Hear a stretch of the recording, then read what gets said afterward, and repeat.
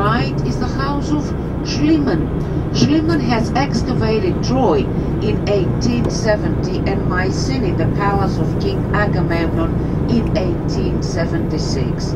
Schliemann wasn't an archaeologist, was a lover of Greek history and Greek mythology, and was married to the Greek woman Sophia Schliemann. All the gold from Mycenae, because Schliemann has found 15 kilos of gold in the royal tombs of Mycenae, so all the gold from the royal tombs is housed in the National Museum, in the National Archaeological Museum of Athens. One of these days you're going to visit Mycenae, the palace of King Agamemnon. Please look on the right. On our right hand side we can see a building with arches and a cross on the top. That's Roman Catholic Church dedicated to Saint Denis. Saint Dionysius Areopagitis is one of the first Christians in Athens during the period of St. Paul in Athens. Always on the right, three of the loveliest buildings in Athens. The first one is the Academy of Sciences. Look at the statues. There are two statues on the top of the columns, a statue of Apollo, god of music and sun, a statue of goddess Athena, goddess of wisdom, and two other statues sitting on thrones are two philosophers, Socrates and Plato. Look at the columns in Ionic style. Look on the pediment. Pediment is the triangle on the top.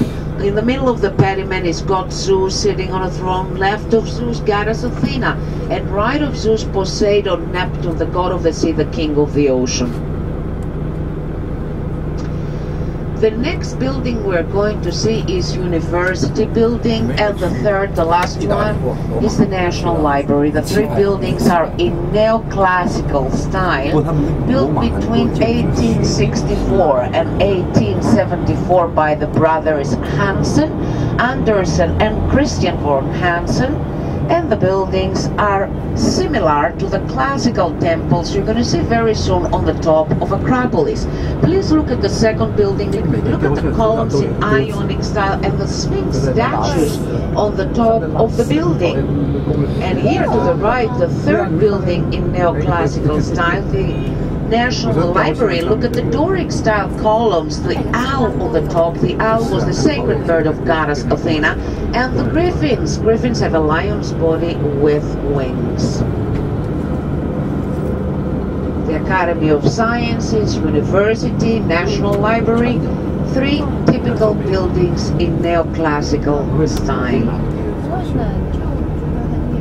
Very soon, on our right-hand side, we're going to see another building in Neoclassical style. It's the first Parliament building.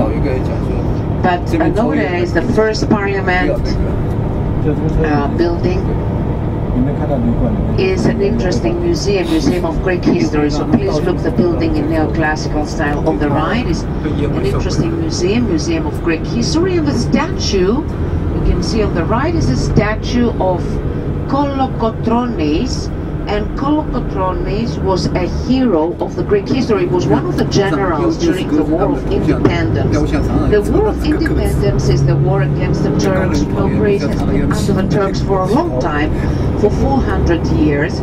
The War of Independence started from Peloponnese area in 1821, and the Turks left away in 1826.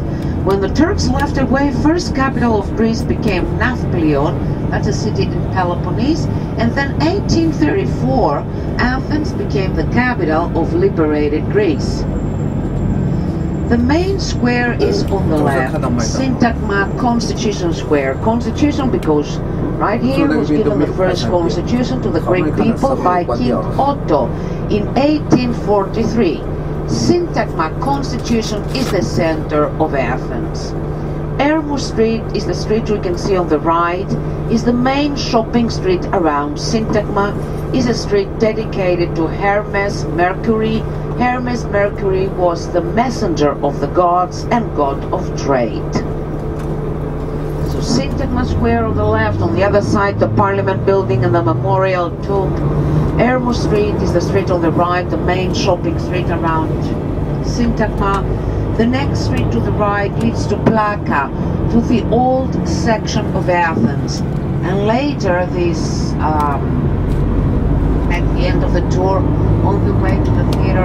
Dionysius, we're going to walk through Plaka area, through the old section of Athens.